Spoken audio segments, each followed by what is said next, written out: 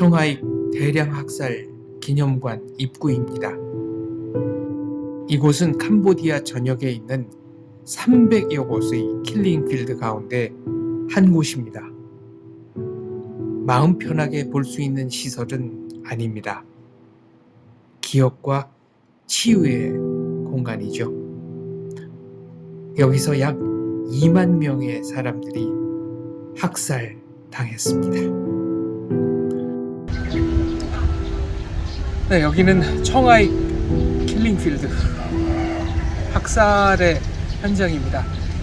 프놈펜 시내에서 약 11km 정도 남쪽으로 내려와 있고요. 과거에는 중국인 공동묘지가 있었던 장소라고 합니다. 여기서 일단 발굴된 시체만 900구입니다만 얼마나 더 많은 학살이 이루어졌는지는 지금도 조사 중이라고 하네요. 킬링필드는 영화로도 유명하지만 여기 한 군데만 있는 게 아니고 캄보디아 전역에 약 300군데가 넘는 집단 학살과 집단 매장지가 있다고 합니다. 뚜엔슬랭, 그러니까 프놈펜 시내에 있는 비밀 감옥에서 이곳으로 옮겨져서 사람들이 집단 처형당했던 곳이죠.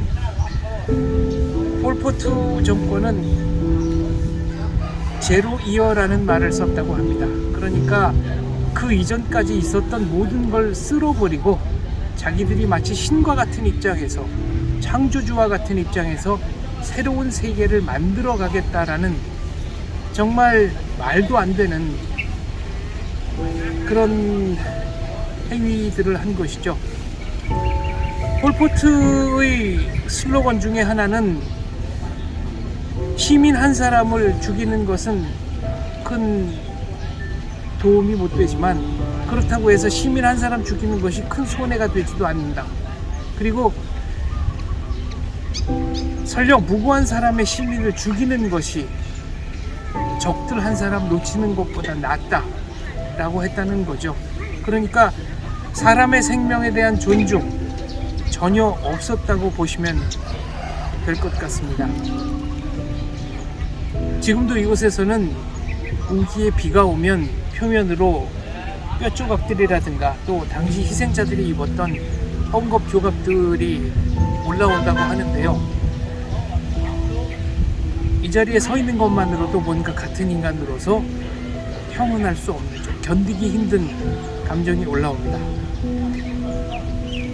그래도 여러분과 함께 이곳을 꼭 한번 둘러보고 싶습니다. 가시죠.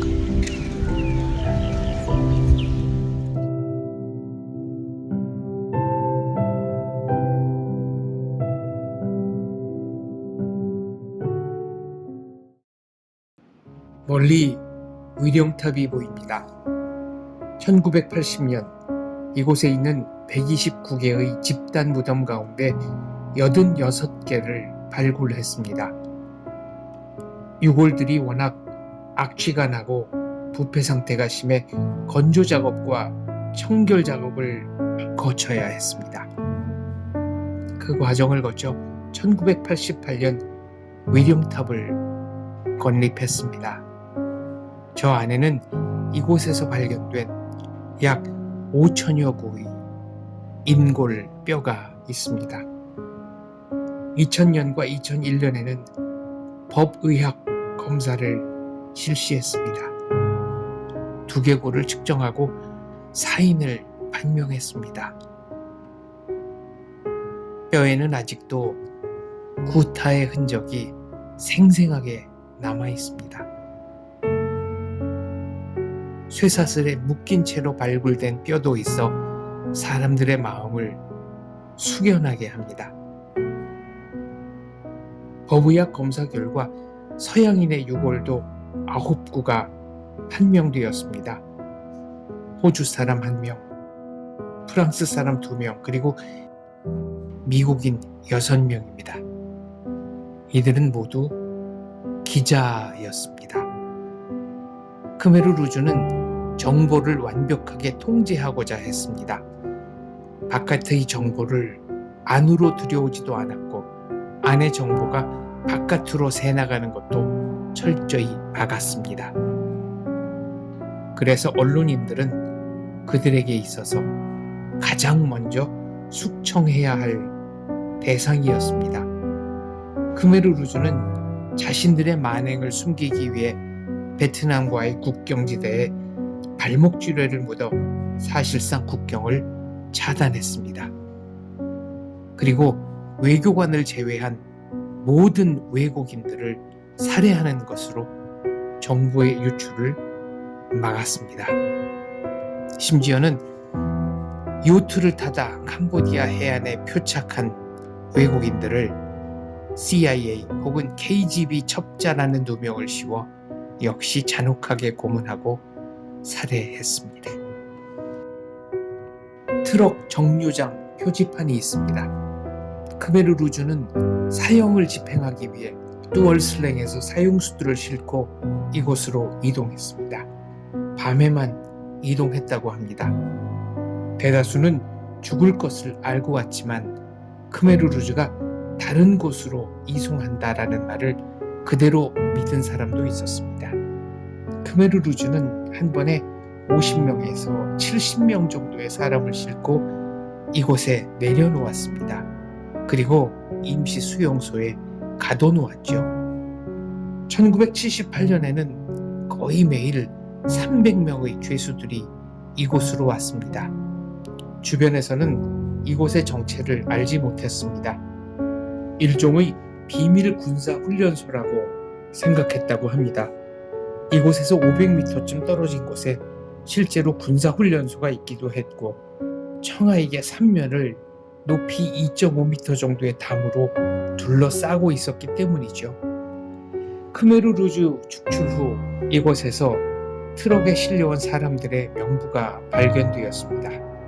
이곳으로 끌려온 사람들은 사행 집행영장에 서명을 했습니다. 처형 과정에선 명부를 일일이 확인하고 혹시 누락된 사람이 없는지 꼼꼼하게 체크했다고 합니다. 처형을 할 때는 불을 환하게 켜고 한 사람 한 사람씩 구덩이에 밀어 넣었다는 증언도 나왔습니다. DDT 저장소도 있습니다. 살충제도 함께 보관했던 것이죠. 크메르 루즈는 음식에 DDT를 넣어 사람들을 쉽게 살해하기도 했습니다. 워낙 굶주린 사람들이라 음식만 보면 이성을 잃고 아무 것이나 먹었기 때문이죠. 그렇게 독을 탄 음식을 먹고 죽은 사람들의 시신을 웅덩이에 밀어 넣었습니다. 미처 죽지 않은 상태에서 생매장한 경우도 많았습니다. DDT와 살충제의 또 다른 용도는 시체 썩는 냄새를 가리는 것이었습니다. 저 나무는 사탕 야자나무입니다. 감미료, 식품, 그리고 야자 와인의 재료로 쓰인다고 합니다. 안내원에 따르면 톱니처럼 뾰족한 줄기를 캄보디아 사람들은 닭의 목을 째는 용도로 사용했다고 합니다.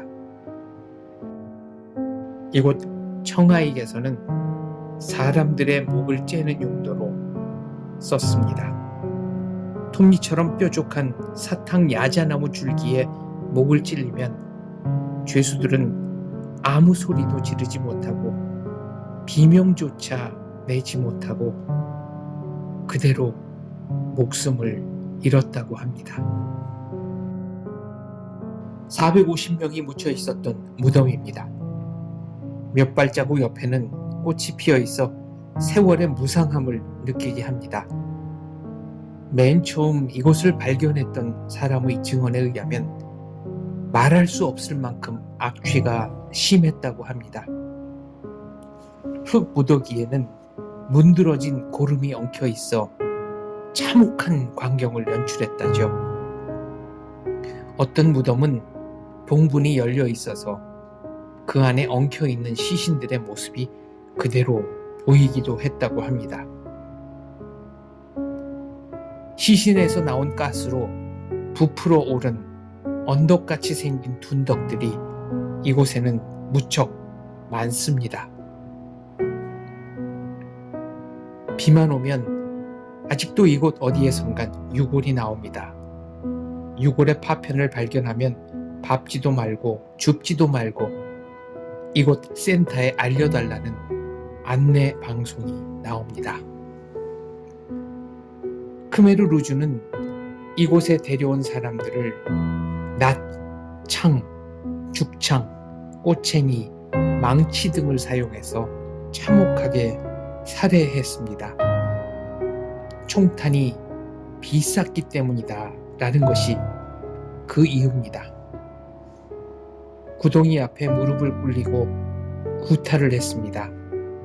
괭이로 찢고 도끼로 자르고 망치로 후두부를 내려쳤습니다. 크메르 루주가 이곳을 킬링필드로 선택한 이유가 있습니다. 이곳은 중국인들이 사용하던 공동 묘지였습니다. 엄숙했던 추모의 공간이 잔혹했던 대량 학살의 현장으로 바뀐 것이죠. 크메르 루주는 실수로 무고한 자를 죽이는 것이 실수로 적을 살리는 것보다 낫다고 했습니다. 그리고 가족 중에 하나가 죽으면 나중에 누군가가 자라서 보복을 할지 모르니 가족들을 다 죽여라. 잡초를 뽑을 때는 뿌리까지 다 뽑아버려라 라고 했습니다. 생방송 KBS 이산가족 찾기 프로그램을 보면서 저는 탈북민들에게 이 방송을 보여줘도 될까 고민했던 적이 있습니다. 킬링필드를 보면서 북한 주민들에게, 탈북민들에게 이곳은 보여주지 말아야 할 장소가 아닌가라는 생각을 합니다. 왜냐하면 지금 북한이 킬링필드보다 나은 사회라고 말할 수 없기 때문입니다.